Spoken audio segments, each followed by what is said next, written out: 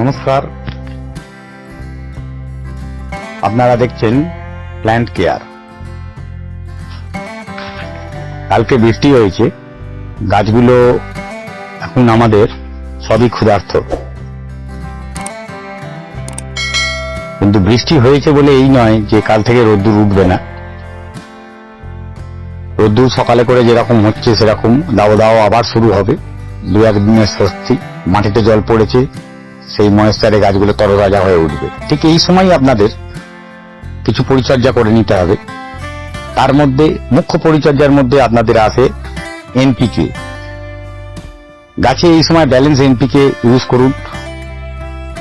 এই 19-19-19 বা 20-20-20 এই টাইপের কোন এনপিকে আপনারা যদি ইউজ করতে পারেন তাহলে গাছে কিন্তু প্রচন্ড ভালো ফল পাবেন।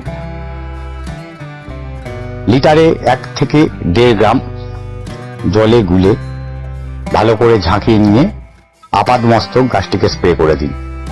প্রতিটি পাতায় ভালো করে নিচে উপরে সুন্দর করে স্প্রে করে দেবেন। যখন স্প্রে করবেন দেখবেন গাছে যেন কোনো জায়গা বাদ না পড়ে। আর যদি মনে হয় গাছের মাটি শুকনো আছে, মানে শুকনো বলতে এই নয় যে একদম কাঠফাটা হয়ে রয়েছে, অল্প শুকনো থাকবে, সেই অবস্থায় ওই জল টপ অনুযায়ী 150 থেকে 300 ml গাছের গোড়ায় দিন।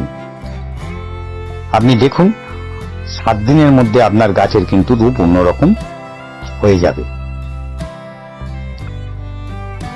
আবার যদি মনে হয় এই একই ফর্মুলায় যদি এরকম বৃষ্টি হয় বা ওয়েদার ঠান্ডা থাকে, তাহলে আপনারা আর একবার 10 থেকে 12 দিনের মাথায় আরো একবার কিন্তু এই এনপিকে চার্জ করবেন।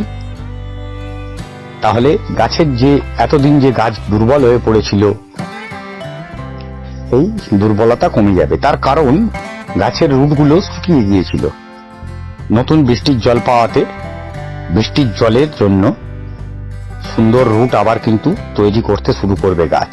আর নতুন রুট তৈরি করা মানেই গাছ কিন্তু তার খাবার চাইবে।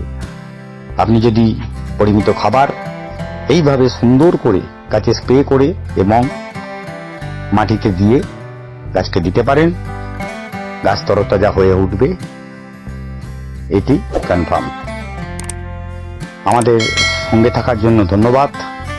পারলে চ্যানেলটিকে সাবস্ক্রাইব করে নিন। এই বলে আজকের ভিডিও এখানেই শেষ করলাম। নমস্কার।